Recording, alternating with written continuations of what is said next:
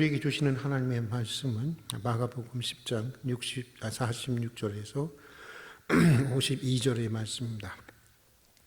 마가복음 10장 46절에서 52절의 말씀 제가 읽도록 하겠습니다. 그들이 여리고에 이르렀더니 예수께서 제자들과 허덕한 무리와 함께 여리고에서 나가실 때 디메오의 아들인 맹인 거지 바디메오가 길가에 앉았다가 나사렛 예수시란 말을 듣고 소리질러 이르되 다윗의 자손 예수여 나를 불쌍히 여기소서 하거늘 많은 사람이 꾸짖어 잠잠하라 하되 그가 더욱 크게 소리질러 이르되 다윗의 자손이여 나를 불쌍히 여기소서 하는지라 예수께서 머물러 서서 그를 부르라 하시니 그들이 그 맹인을 부르시며 이르되 안심하고 일어나라 그가 너를 부르신다 하매 맹인이 겉옷을 내버리고 뛰어 일어나 예수께로 나아가거늘 예수께서 말씀하여 이르시되 내게 무엇을 하여 주기를 원하느냐 맹인이 이르되 선생님이여 보기를 원하나이다 예수께서 이르시되 가라 내 믿음이 너를 구원하였느니라 하시니 그가 곧 보게 되어 예수를 길에서 따르니라. 아멘. 얼마 전까지만 해도 우리나라 사람들의 최대의 관심사는 부의 축적이었습니다. 그러나 그 어느 정도의 의식주의 문제가 해결되고 나자 지금은 이 건강에 가장 큰 관심을 가지고 있는 것 같습니다. 몸에 좋다고 하면 우리는 해외에서 수입해서까지 먹고 있습니다. 운동에 관련된 산업이 번창하고 있습니다. 경제력과 더불어 건강이 인간을 행복하게 만드는 결정적인 조건이라고 여기기 때문입니다. 오늘 우리가 읽은 성경 본문에는 소경이면서 동시에 이 가족에게마저 버림을 받고 경제력을 완전히 상실한 거지 바디메오라고 하는 사람이 등장하고 있습니다. 행복의 결정적인 조건인 건강도 경제력도 얻을 뿐만 아니라 심지어 가족에게마저 버림을 받은 아주 불행한 인생이었습니다. 아마도 세상의 기준으로 볼 때 이분보다 더 불행한 사람을 찾아보기가 어려울 것 같습니다. 그러나 결론적인 차원에서 보면 꼭 그렇지도 않은 사람입니다. 그런 그의 이런 그 처절한 아픔과 불행으로 인해 주님을 간절히 찾게 되었습니다. 그래서 주님을 만났고 어느 날 주님을 만났고 눈을 뜨게 하는 주님의 기적을 경험했으며 마침내 구원에 이르고 주님을 따르는 제자가 되었기 때문입니다. 아마도 바디메오에게 일어난 사건을 통해서 많은 사람들이 그의 한평생을 통해서 수많은 사람들이 주님을 만나고 믿고 또 따르게 되어질 것입니다. 하나님의 아들을 십자가에 못 박은 인간의 악을 통해서 오히려 인류를 구원하시는 그 축복의 길을 여신 것처럼 이유를 분명히 찾기 어려운 인간의 아픔과 불행을 통해서 오히려 하나님의 더 큰 선과 구원의 축복을 열어주시고 열어가시는 주님의 은총의 섭리를 다시 한번 깊이 생각해 보게 하는 본문인 것 같습니다. 먼저 바디메오를 통해서 보여주신 주님의 놀라운 이 기적과 축복이 오늘 밤 기도의 자리로 나와보신 여러분들의 기적과 축복이 되기를 소망하면서 오늘은 한 인간으로서 가장 불행한 삶을 살았던 아팠던 삶을 살았던 바디메오의 그 인생이 어두운 인생이 구원과 축복과 소망의 인생으로 변하게 된 이유를 살펴보면서 은혜를 나눠보고자 합니다. 자, 여러분 왜일까요? 바디메오는 어떻게 해서 그는 어떻게 해서 자신의 아픔과 불행을 구원의 축복으로 소망으로 변화시켜주는 주님의 기적을 경험하게 되었던 것일까요? 예수님을 만났기 때문일까요? 네, 맞습니다. 그러나 그 대답만으로는 너무나도 부족합니다. 왜냐하면 예수님을 만난 사람들이 모두가 다 변화되는 것이 아니기 때문입니다. 복음서에 보면 무수히 많은 사람들이 예수님을 만났습니다. 그러나 그들이 다 은혜를 경험하고 기적을 경험하고 구원을 경험하지는 못했습니다. 사실 주님을 만나서 변화한 사람들보다는 주님을 만나고서도 아무런 변화가 없는 그런 사람들이 훨씬 더 많았던 것입니다. 주님을 만나고서도 여전히 믿지 않고 주님을 만나고서도 주의 주되심을 인정하지 않는 사람들이 많이 있었습니다. 주님을 만나고서도 주님을 비난하는 사람들이 많았고, 심지어 마지막 순간에는 바나바를 살려주랴 아니면 예수를 살려주랴라고 하는 이 빌라도 총독의 질문에 대부분의 사람들은 그들은 주님을 만났고 주님의 기적을 행했던 모든 것들, 주님의 말씀을 들었던 사람들임에도 불구하고 예수님 대신 강도 바나바를 선택하고 예수님을 십자가에 못 박으라고 합니다. 여러분, 무엇이 이런 차이를 가져왔던 것일까요? 그 차이를 가능케 한 것은 예수님에 대한 이해와 기대가 서로 달랐기 때문이었던 것입니다. 예수님을 어떤 분으로 이해하고 있었느냐? 그리고 어떤 기대를 가지고 예수님을 만났느냐에 따라서 그 결과가 완전히 달라지게 되었던 것입니다. 예수님의 고향 마을인 나사렛 사람들에게는 예수님은 그저 요셉의 아들로 태어나서 목수의 일을 하면서 성장한 평범한 청년으로밖에 보이지 않았습니다. 예수님이 천국의 신비를 말하고 또 따르는 표적으로 자신이 전하는 말씀이 하나님의 말씀이고 진리라고 하는 것을 입증했음에도 불구하고 그들은 예수님을 목수 이상의 존재로 보려고 하지 않았습니다. 그들의 편견과 고정관념이 예수님을 제대로 이해할 수 없게 했던 것입니다. 사실 그들은 어린 시절부터 누구보다도 예수님과 오랜 시간을 같이 지낸 사람들이었지만 불행하게도 예수님에 대한 잘못된 이해와 예수님에 대한 기대가 없었기에 주님의 은혜와 기적을 상실한 이 구원을 상실한 가장 불행한 삶을 살아가게 되었던 것입니다. 16세기 영국의 청교도들은 이 토요일 날이면 마음이 설레일 정도로 주일 예배를 통해서 베푸실 하나님의 은혜에 대한 기대로 가득 차 있었다고 합니다. 그런 믿음과 기대 때문에 그들은 예배를 위한 기도와 마음가짐을 철저히 준비했고, 하나님의 사람들이, 하나님의 자녀들이, 하나님의 백성들이 함께 모여 예배드린다는 것을 그들의 삶에서 최고의 축복이요 기쁨이요 환희로 여겼다고 하는 것입니다. 이것이 바로 청교도 신앙이었습니다. 여러분은 어떻습니까? 여러분은 예배에 대한 기대를 가지고 있습니까? 예배를 위해서 얼마나 준비하고 있습니까? 예배를 드리는 것이 여러분의 인생의 최고의 기쁨과 최고의 은총이요 축복으로 여러분은 여기고 있습니까? 현대 요양병원 요 옆에 있지 않습니까? 5, 6년 누워 계시다가 임종하셨던 김옥순 권사님의 마지막 소원은, 그전에는 이렇게 가서 뵈면 이런저런 소원을 말씀하셨지만 시간이 지날수록 그분은 오직 하나의 소원을 말씀하셨습니다. 그분의 소원은 교회 나가서 예배 한번 드리고 죽는 것이었습니다. 그것이 바로 그분의 마지막 가장 간절한 소원이었습니다. 사실은 믿는 자들에게 이렇게 예배가 마지막 필생의 소원이 되는 것입니다. 예배는 그만큼 여러분 소중한 것입니다.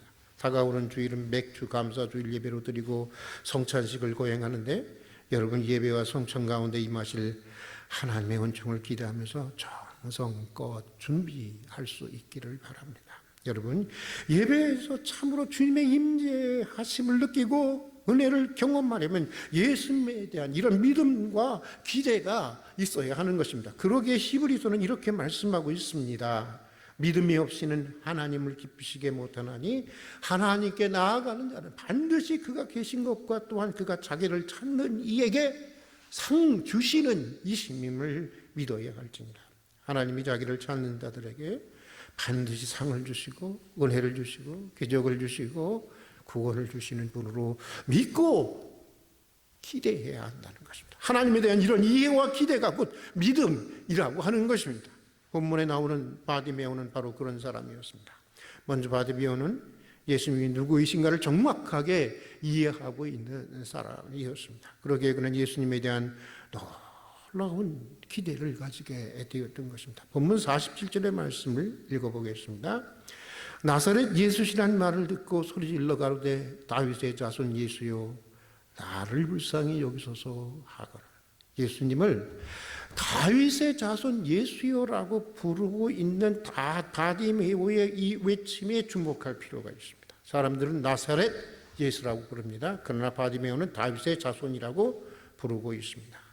예수님을 나사렛 예수로 부르느냐 아니면 다윗의 아들로 부르느냐는 매우 큰 차이를 가지고 있는 것입니다. 예수님 당시 사람들은 나사렛 사람이라고 하면 매우 하찮은 사람으로 보았습니다. 요한복음에 보면 이 나다나엘이 이게 나사렛에서 무슨 선한 것이 나올 수 있겠느냐라고 반문할 정도로 당시 그 유대인들에게 있어서 나사렛 사람이라는 말은 다분히 아주 굉장히 폄하되고 이 차별 이렇게 받는 그 의미와 뉘앙스를 담고 있는 말이었습니다. 군중들은 예수님과 함께하면서도 그들은 예수님과 함께하면서도 나사렛 예수라고 했지만 소경 바디메오는 예수님을 다윗의 자손이라고 불렀습니다. 다윗의 자손이란 구약 선지자를 잔짓자들을 통해서 약속하신 메시아라고 하는 것입니다. 구세주라는 말입니다.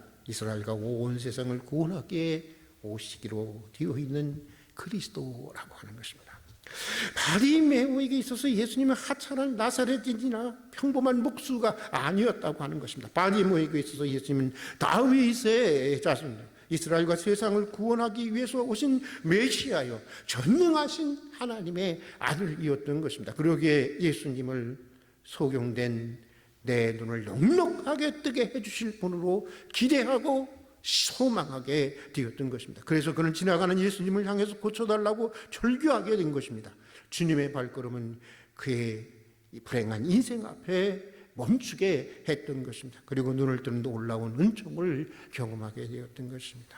여러분은 예수님을 누구라고 생각하십니까? 여러분이 무엇이라고 생각하는지. 예수님은 전능하신 하나님 아버지와 동일한 신의 본질을 가지신 아들 하나님이십니다. 그러기에 예수님은 전능한 분이십니다. 전능하신 능력을 가지신 분입니다. 예수님은 죄인인 우리를 구원하시기 위해 십자가에 대신 죄인의 죽음을 죽으신 분이었습니다. 그렇게 치열하게 목숨을 바쳐서까지 우리를 사랑하신 분이었습니다. 그러기에 우리의 아픔을 그냥 두고만 보시는 분이 아닙니다. 우리의 고통을 그냥 방치하시는 분이 아닙니다.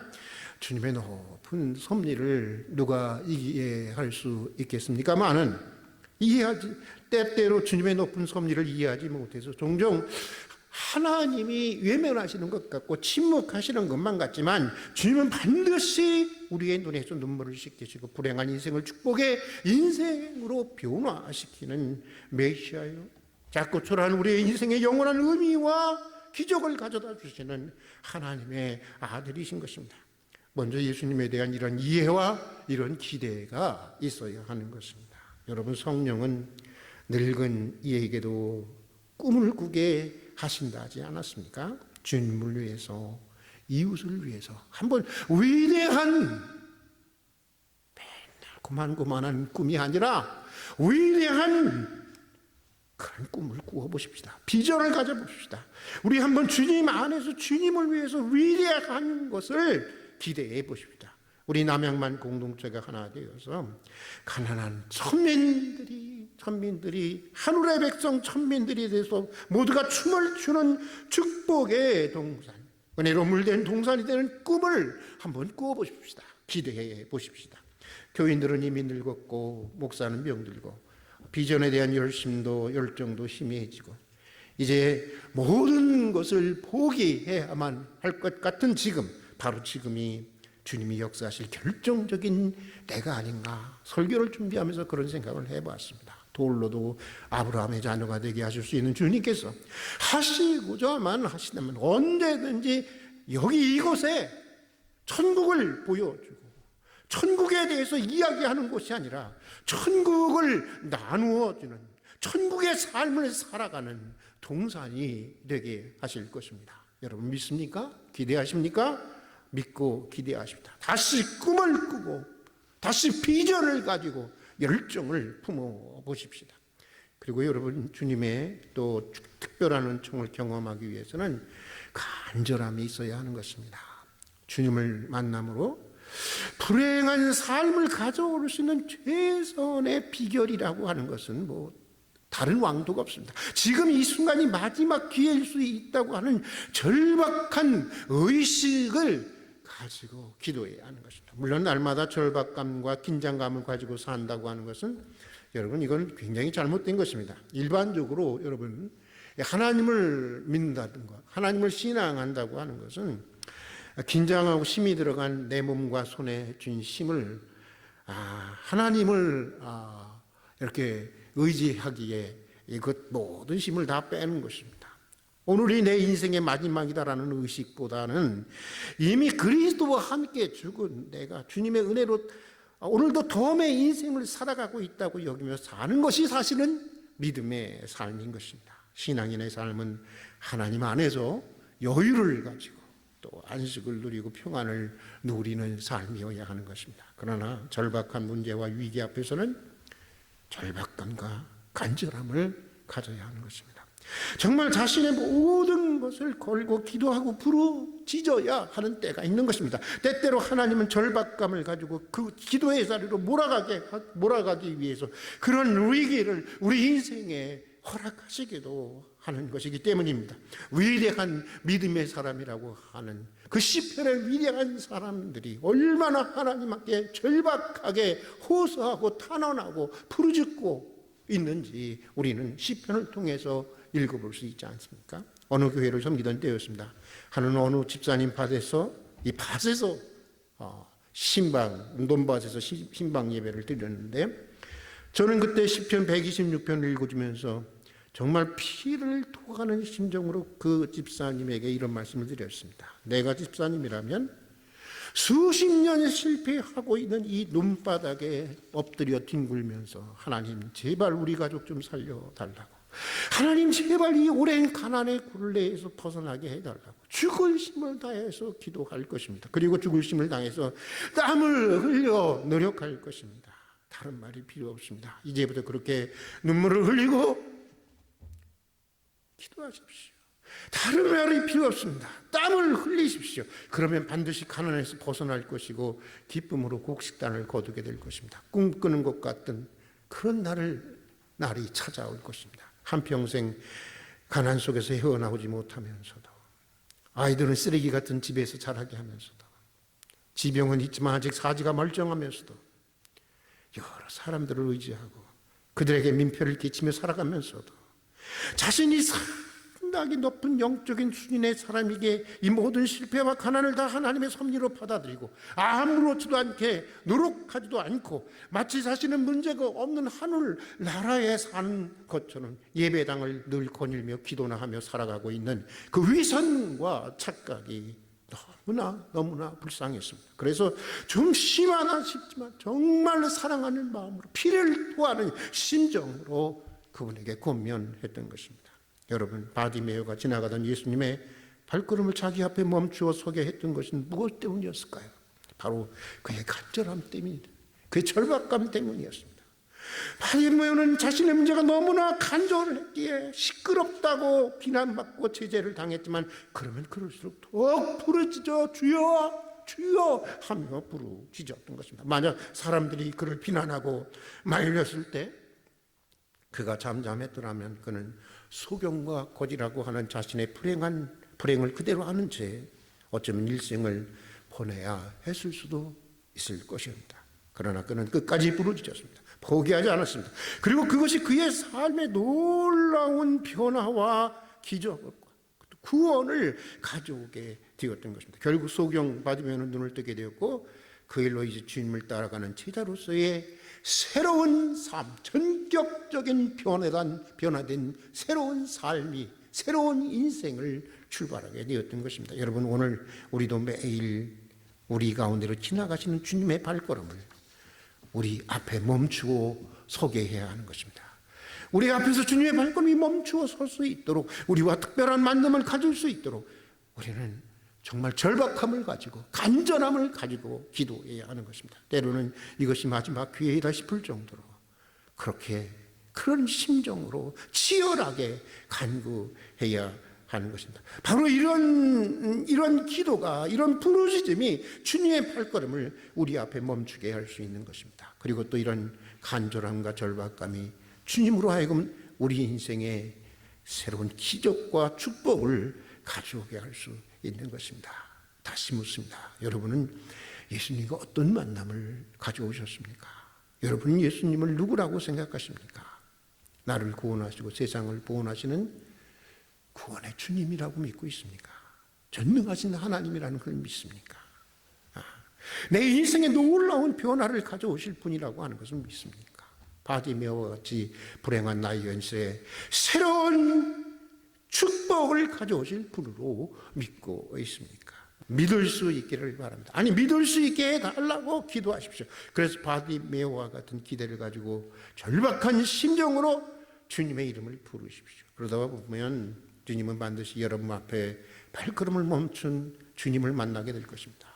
그리고 여러분의 불행한 현실에 기적을 가져오시는 주님의 능력을 경험하게 될 것입니다. 그 손길을 경험하게 될 것입니다. 거지요 소경이었던 바디메오가 눈을 떠서 주님을 바라보고 그를 따랐던 것처럼 이 밤에 영적인 눈이 열려서 하나님의 보좌 우편에 앉으신 주님을 바라보며 한평생 주님이 가신 그 길을 뒤따르는 이 길을 새롭게 다짐하는 은혜가 있기를 축복하면서 오늘 여기까지 하고 기도하겠습니다.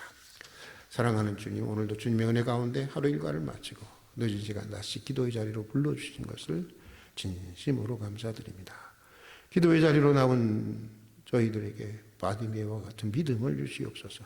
주님이 어떤 분인지 바로 알고 바로 깨닫고 바로 이해하고 바로 고백할 수 있는 믿음을 주시옵소서. 그 믿음 가운데 큰 기대를 가지고 주님에게 나갈 수 있는 은혜를 주시옵소서.